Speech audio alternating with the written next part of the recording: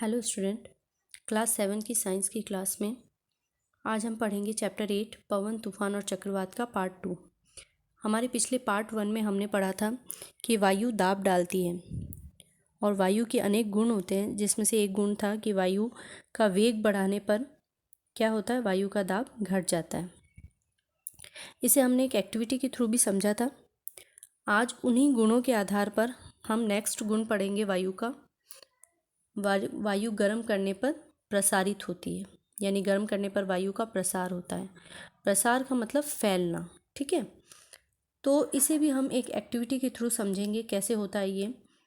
इसके लिए हमें चाहिए सबसे पहले एक टेस्ट ट्यूब, एक बलून, 2 बीकर और एक सेलो टेप, या जिसके द्वारा आप क्या कर सके, टेस्ट ट्यूब के ऊपर बलून को अच्छे से पैक कर सके। अब हमें क्या करना है कि जो बलून है उसे हमें टेस्ट ट्यूब पर बहुत अच्छे तरीके से उसके मुंह पर लगा देना है सेलो टेप की सहायता से, जिससे कि क्या हो कि किसी भी तरह से वो जो हवा है, वायु जो टेस्ट ट्यूब के अंदर जितनी भी हवा है वो केवल बलून में ही जाए, बाहर नहीं निकल पाए, ठीक है। अब हम क्या करेंगे कि एक बीकर में लेंगे गर्म जल और दूसरे बीकर में लेंगे ठंडा जल। गर्म जल वाले बीकर में इस टेस्ट ट्यूब को आपको रखना है। जब आप इसमें रखेंगे और ऑब्जर्वेशन करेंगे तो आप देखेंगे कि ये जो बलून है वो धीरे धीरे फूलने लगता है, उसका आकार बढ़ने लगता है। ऐसा क्यों हुआ, आकार क्यों बढ़ा? तो उसका रीज़न ये है कि जब हम परख नली को, टेस्ट ट्यूब को गर्म पानी में रखते हैं, तब क्या होता है कि परख नली के अंदर जो वायु भरी थी वो वायु धीरे धीरे गर्म होने लग जाती है। अब जब गर्म होने लगती है तब क्या होता है, ये वायु के जो अणु हैं वो धीरे धीरे फैलने लगते हैं, रिक्त स्थान बनाने लगते हैं और बहुत ज़्यादा स्थान घेरने लगते हैं। जब वो स्थान घेरने लगते हैं, ये जितने भी अणु हैं वो क्या करने लगते हैं, स्थान घेरने लगते हैं। तो स्थान घेरने की वजह से वो क्या होते हैं, ऊपर उठने लगते हैं, हल्के होकर ऊपर उठने लगते हैं। ये वायु सारी की सारी कहाँ चली जाती है, स्थान घेरने के लिए इस बलून में भर जाती है और धीरे धीरे धीरे धीरे बलून का आकार बढ़ने लग जाता है, ठीक है। जैसे ही आप इसे क्या करेंगे, उस परख नली को निकाल कर ठंडे जल में रखेंगे, तो ठंडे जल में रखने पर आप क्या देखेंगे कि इस बलून का जो आकार है वो वापस से अपनी पुनः स्थिति में आ जाता है, पुरानी वाली स्थिति में आ जाता है, यानी उसका आकार फिर से छोटा हो जाता है। ऐसा क्यों हुआ? तो ऐसा होने का कारण यही है कि जब आप इसे ठंडे जल में रखते हैं तो वो जो वायु प्रसारित हुई थी, वायु के जो कण फैल गए थे, बहुत दूर दूर चले गए थे और बलून में भर गए थे, वो सारे के सारे क्या हो गए, अब वापस संकुचित हो गए और पुनः कहाँ आ गए, उस परख नली के अंदर आ गए। तो ठंडी होने पर वायु क्या हो गई, संघनित हो गई और संघनित होने के बाद वो वापस परख नली में आ गई, जिसके कारण जो घेरा हुआ स्थान था बलून का वो अब कम हो गया और बलून का आकार पुनः अपनी स्थिति में आ गया, यानी कि छोटा हो गया। तो इस एक्टिविटी से हम ये समझ सकते हैं कि वायु को गर्म करने पर वायु प्रसारित होती है और स्थान घेरने की कोशिश करती है और इसी कारण बलून क्या हो जाता है, फूलने लग जाता है। और जैसे ही जब हम उसको ठंडा करते हैं, ठंडे परख नली में डालते हैं, तब क्या होता है, वायु पुनः संघनित होकर नीचे की ओर आ जाती है, यानी बलून अपनी आकृति में पुनः आ जाता है।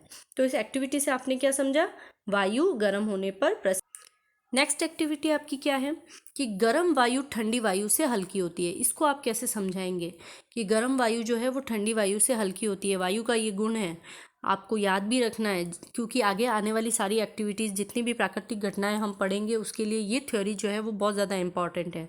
तो आपको ये याद रखना है कि गर्म वायु ठंडी वायु से हमेशा हल्की होती है और अगर ये हल्की है तो ऑब्वियसली ये ऊपर की ओर उठेगी। अब आप इसको कैसे बताएंगे या इसको आप कैसे प्रूफ करेंगे?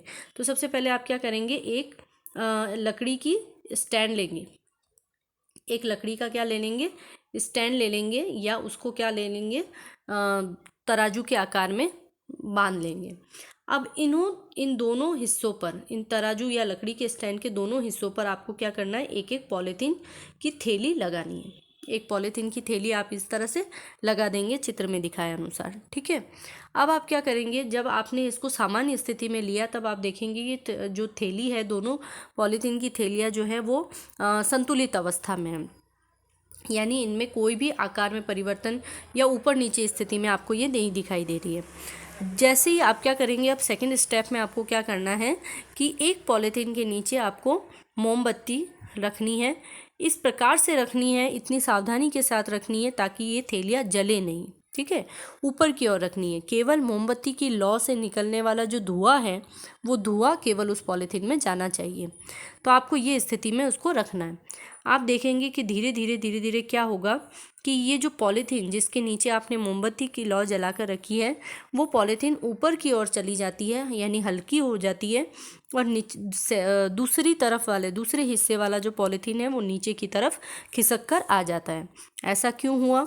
तो ऐसा होने का कारण ये है कि जब आप मोमबत्ती को जलाते हैं तो उसके आसपास के क्षेत्र का जो वायु है वो गर्म हो जाती है। गर्म होने के कारण आप जानते हैं, पिछली एक्टिविटी में हमने पढ़ा कि वायु गर्म होने पर प्रसारित होती है, फैलती है। तो जब ये फैलेगी तो अधिक स्थान घेरने की कोशिश करेगी और उसी कारण ये क्या करेगी, ऊपर की ओर उठेगी। ऊपर उठने से ये जो पॉलीथीन में भरी वायु है वो हल्की हो गई है, गर्म हो गई है, इसीलिए वो क्या हो गई है, ऊपर की ओर उठ गई है। और चूँकि इस सेकंड पॉलीथीन जिसमें कि ठंडी वायु थी, जो वो क्या हो जाती है, नीचे की ओर आ जाती है भारी होने के कारण, ठीक है। तो ये जो एक्टिविटी है ये हमें शो करती है कि गर्म वायु ठंडी वायु से हल्की होती है, इसी कारण ये पॉलीथीन ऊपर उठ जाता है और दूसरा पॉलीथीन नीचे की ओर आ जाता है। तो जब भी आपको एग्ज़ाम में इस तरह की एक्टिविटी से या प्रयोग द्वारा समझाने को कहा जाए तब आप इसको इस प्रयोग द्वारा समझा सकते हैं। अभी हमने वायु की विशेषताओं के बारे में पढ़ा था। तो वायु दाब डालती है और वायु दाब पवन के वेग को बढ़ाने पर वायु दाब का मान घट जाता है। इसके अलावा हमने ये भी पढ़ा कि वायु जो है वो उच्च वायु दाब वाले क्षेत्र से, पवनें जो है वो उच्च वायु दाब वाले क्षेत्र से निम्न वायु दाब वाले क्षेत्र की ओर प्रवाहित होती है, और गर्म करने पर वायु जो है वो प्रसारित होती है, यानी कि वहाँ का जो वायु दाब होगा वो क्या हो जाएगा, कम हो जाएगा, इसीलिए वो पॉलीथीन हल्की होकर ऊपर उठ जाती है, ठीक है। तो गर्म करने पर वायु दाब हमेशा कम हो जाता है, यानी गर्म क्षेत्रों का वायु दाब कम होता है, और जो ठंडे क्षेत्र होते हैं वहाँ पर उच्च वायु दाब होता है। तो वायु दाब पर आधारित कुछ प्राकृतिक घटनाएं होती है पृथ्वी पर, और उन प्राकृतिक घटनाओं को समझने के लिए हमने सारे जो बेसिक पॉइंट्स थे वो सारे क्लियर कर लिए। अब हम उनको समझते हैं कि आगे क्या होता है। इन घटनाओं में से पहली घटना है पवन की धाराएं बनना। पृथ्वी पर क्या होता है, गर्म धाराएं, गर्म वायु की धाराएं और ठंडी वायु की धाराएं बनती है, जिन्हें हम संवहनी धाराएं या पवन धाराएं भी कहते हैं। सेकंड घटना है तड़ित झंझा, जिसे हम बिजली का कड़कना भी कहते हैं।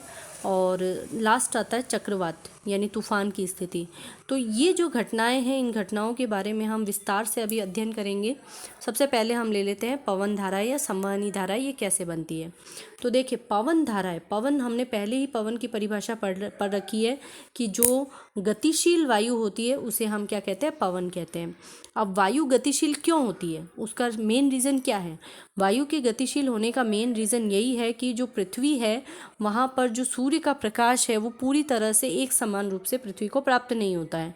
तो सूर्य का जो प्रकाश है वो असमान रूप से प्राप्त होने के कारण ही कहीं पृथ्वी के कुछ क्षेत्र जो है वो गर्म क्षेत्र हो जाते हैं और कुछ क्षेत्र जो है वो ठंडे क्षेत्र होते हैं। तो जहाँ पर गर्म क्षेत्र होता है वहाँ पर उच्च वायुदाब की स्थिति निम्न वायुदाब की स्थिति बनती है, और जो अधिक ठंडे क्षेत्र होते हैं वहाँ पर क्या बनता है, उच्च वायुदाब वाली स्थिति बनती है। तो जब गर्म क्षेत्र और ठंडे क्षेत्र बनेंगे तो उच्च वायुदाब और निम्न वायुदाब बनेगा, और इसी कारण से पवनें प्रवाहित होगी। तो आइए इसको अच्छी तरह से इसको समझते हैं कैसे होगा। कि पवन की जो धाराएं हैं उनको बनने के लिए पृथ्वी पर दो मुख्य कारण होते हैं। पहला कारण होता है भूमध्य रेखीय क्षेत्र और ध्रुवीय क्षेत्रों का असमान रूप से गर्म होना। तो भूमध्य रेखीय क्षेत्र और ध्रुवीय क्षेत्र पृथ्वी पर कौन से होते हैं, जैसा कि चित्र में आपको दिखाई दे रहा है और भूगोल में आपने पढ़ा भी है। जो भूमध्य रेखा है वो विषुवत रेखा, ये रेखा कहलाती है भूमध्य रेखा, ठीक है। और इसके ऊपरी वाला क्षेत्र जो है वो उत्तरी गोलार्ध है। उत्तरी गोलार्ध का जो पीक पॉइंट होता है, जिसको हम सबसे ध्रुवीय क्षेत्र कहते हैं, वो है उत्तरी ध्रुव ऊपर की ओर। ठीक है। और निचला दक्षिणी गोलार्ध में जो पीक पॉइंट है वो है दक्षिणी ध्रुव। ठीक है। अब ये तो हो गए दोनों ध्रुवीय क्षेत्र, और बीच वाला हिस्सा हो गया विषुवत वृत्त। ये जो हिस्सा है इसे हम कहेंगे विषुवत वृत्त। ठीक है। तो अब क्या होता है कि पृथ्वी पर जो है वो सूर्य की परिक्रमा करते हुए चक्कर लगाती है। तो सूर्य की जो परिक्रमा करती है उस परिक्रमा में सूर्य के सामने जो विषुवत वृत्त वाला क्षेत्र होता है वो सदैव ही सूर्य के सामने की तरफ होता है। वहाँ पर सूर्य की हमेशा सीधी किरणें पड़ती है और वर्ष भर हमेशा गर्मी रहती है, ये आप जानते हैं। और ध्रुवों पर जो सूर्य का प्रकाश है वो तिरछा आता है, और तिरछा आने के कारण ध्रुवों पर सूर्य का प्रकाश ऊष्मा जो है वो कम आती है, यानी कि यहाँ पर ठंडे क्षेत्र होते हैं। ये क्षेत्र हमेशा कैसे रहते हैं? ठंडे होते हैं। तो इस कारण से क्या होता है कि जो विषुवत वृत्त है वो तो रहता है गर्म और ध्रुवीय क्षेत्र रहते हैं ठंडे।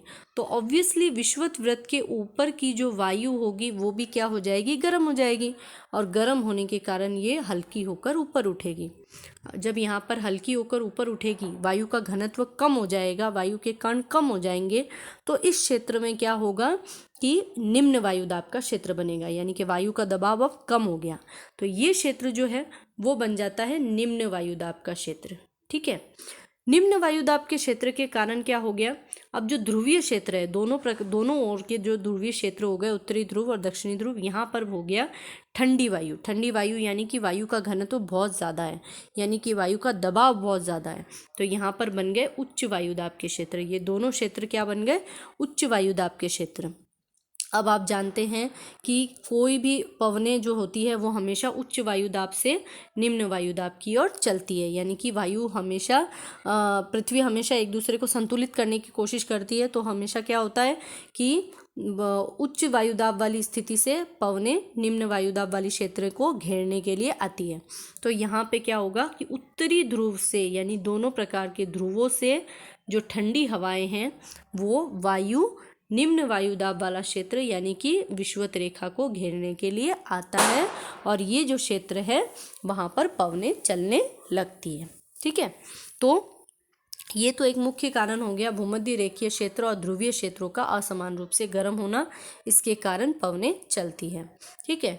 तो होपफुली आपको ये तो समझ में आ गया होगा। आगे देखते हैं नेक्स्ट सेकंड पॉइंट क्या है, पवनें क्यों चलती है? तो थल व जल भाग का असमान रूप से गर्म होना। तो इसके बारे में भी आप जानते हैं, हमने ताप और ऊष्मा वाले जो चैप्टर है उसके अंदर आपने पढ़ा था कि समुद्र समीर और थल समीर के बारे में। तो समुद्र समीर क्या होता है, एक बार वापस से रिकॉल करते हैं उसको अच्छे से।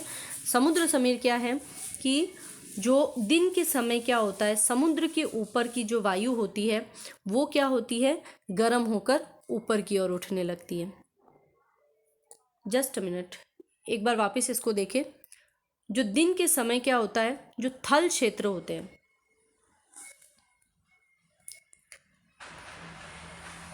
थल क्षेत्र जो है वो गर्म हो जाते हैं जल की अपेक्षा। आप जानते हैं कि जलीय क्षेत्र जो है वो धीरे धीरे गर्म होते हैं और थल क्षेत्र जो है वो जल्दी गर्म हो जाते हैं। तो थल क्षेत्र जो है वो गर्म होकर बहुत जल्दी समुद्र की अपेक्षा जल्दी गर्म हो जाएंगे। तो इसके ऊपर की जो वायु है वो गर्म होकर ऊपर उठने लगेगी, यानी कि यहाँ बन जाएगा निम्न वायुदाब का क्षेत्र। ठीक है। तो थल के ऊपर बन गया निम्न वायुदाब का क्षेत्र। उसी समय समुद्र के ऊपर की वायु जो है वो अब ठंडी है, किसकी अपेक्षा? थल की अपेक्षा। तो यहाँ ठंडी वायु होने के कारण यहाँ बन जाता है उच्च वायुदाब का क्षेत्र। इस उच्च वायुदाब के क्षेत्र बनने के कारण यहाँ से जो ठंडी हवाएं हैं समुद्र से थल की ओर चलने लगती है, जिसे हम समुद्र समीर कहते हैं। तो ये बन गया आपका समुद्र समीर का कॉन्सेप्ट। ठीक है। ये घटना कब होती है? दिन के समय होती है, या सामान्यतः ऐसे समय में होती है जब गर्मी अधिक होती है। समझ गए? अब उसके बाद क्या होता है? थल समीर। थल समीर की घटना कब होती है? रात के समय होती है। तो रात के समय क्या होता है? समुद्र का जो भाग है वो गर्म रहता है, किसकी अपेक्षा? थल भाग की अपेक्षा। तो जमीन तो क्या रहती है? ठंडी हो जाती है जल्दी से, और समुद्र का ऊपर का जो जल भाग जो है वो गर्म रहता है। अब यहाँ समुद्र के ऊपर की गर्म वायु अब क्या होगी?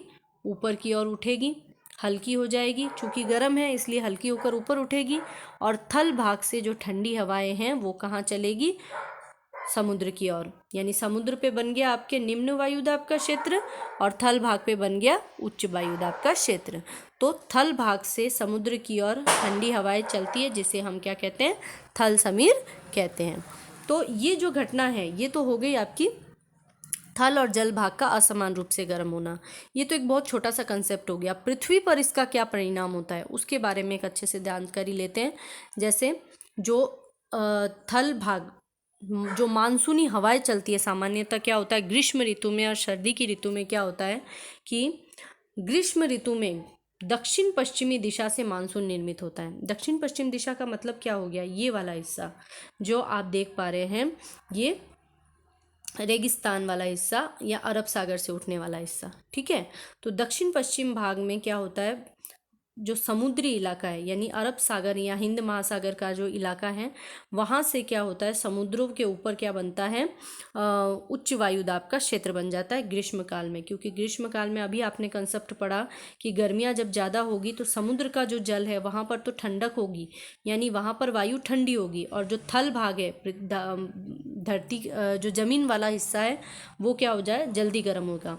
तो जो ज़मीन वाले हिस्से पर गर्म होने के कारण रेगिस्तान अधिक गर्म हो जाता है, मरुस्थल अधिक गर्म होने के कारण यहाँ की वायु ऊपर ठंडी होकर गर्म होकर ऊपर उठने लगती है, और जो समुद्र से यानी हिंद महासागर और अरब सागर से क्या होता है, ठंडी वायु जो होती है वो कहाँ चलने लगती है, पृथ्वी की रेगिस्तानों की ओर चलने लगती है। तो ये जो ठंडी वायु है वो अरब सागर से किस तरफ चलने लगेगी, रेगिस्तान की ओर चलने लगती है।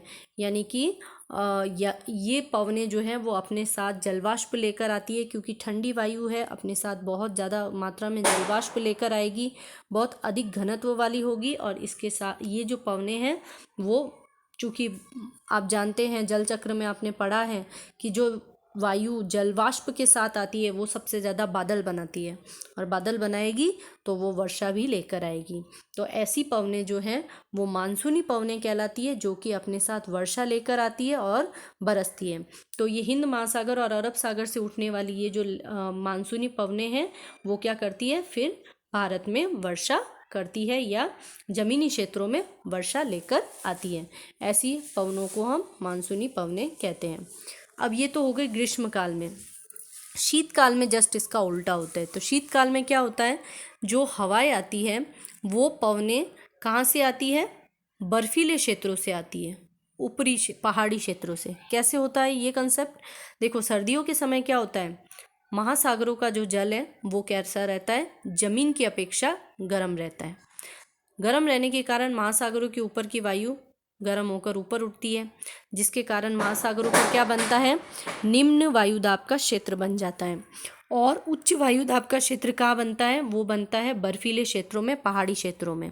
तो वहाँ से जो हवाएं होती है वो ठंडी हवाएं कहाँ चलती है, महासागरों की तरफ चलती है, जिसके कारण ये जो है हवाएं जो है वो शुष्क हवाएं होती है। ये इसमें जलवाष्प थोड़े कम मात्रा में होता है। ये शीत पवनें होती है, ठंडी पवनें, इनमें जलवाष्प थोड़ा कम मात्रा में होता है, इसलिए वर्षा भी शीतकाल में कम होती है, ठीक है। ग्रीष्म ऋतु में वर्षा अधिक होती है, क्योंकि ये महासागरों से आने वाला जल अपने साथ महासागरों से आने वाली मानसूनी पवनें अपने साथ बहुत अधिक मात्रा में जलवाष्प लेकर आती है, और इसीलिए ये अधिक मात्रा में वर्षा करती है। तो ये कंसेप्ट आपको समझ में आ गया होगा कि ये मानसूनी पवनें किस प्रकार से चलती है। मानसूनी पवनें चलती है थल और जल भाग के असमान रूप से गर्म होने के कारण। थल भाग ग्रीष्म काल में ज़्यादा गर्म होता है और महासागरों में कम गर्म होता है। तो महासागरों में बनता है उच्च वायुदाब का क्षेत्र, थल भाग में बनता है निम्न वायुदाब का क्षेत्र। महासागरों से उच्च वायुदाब वाली हवाएं पृथ्वी राजस्थान या थल भाग की ओर आती है और वहाँ पर वर्षा करती है। शीतकाल में इसका उल्टा हो जाता है। शीतकाल में ये हवाएं कहाँ चलती है, बर्फीले पहाड़ों से महासागरों की ओर चलती है, जिससे कि जलवाष्प भी कम होता है और वर्षा भी कम होती है। तो ये कंसेप्ट आपको क्लियर हो गया होगा। आज के टॉपिक में हम इतना ही करेंगे। इसके आगे के टॉपिक्स में हम तड़ित झंझावात और तूफान चक्रवात के बारे में विस्तृत अध्ययन करेंगे।